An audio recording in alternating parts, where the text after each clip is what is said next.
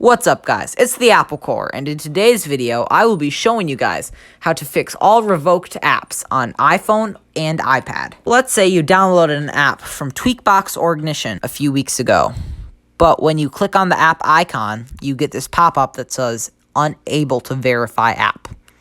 What this means is that Apple has revoked the certificate that the app has been under.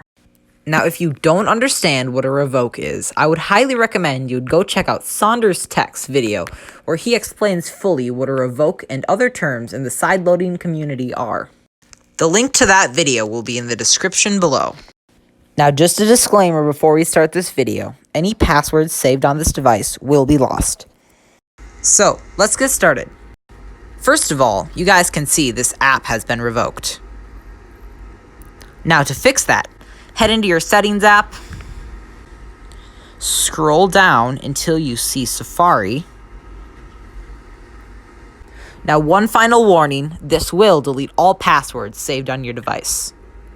So, if you want to proceed, click on Clear History and Website Data, and then click on Clear History and Website Data again.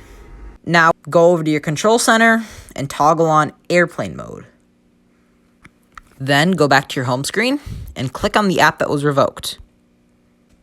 And now our final step is just to turn off the airplane mode. Now this app will revoke again in a few hours. And if you don't want your apps revoking again in a few hours, I highly recommend you guys going and checking out Saunders Tech's method on how to install an anti-revoke. His video will be in the description below. Hope this helped, and with that, thanks for watching guys, it's been the Apple Core, please comment, like, and subscribe, peace.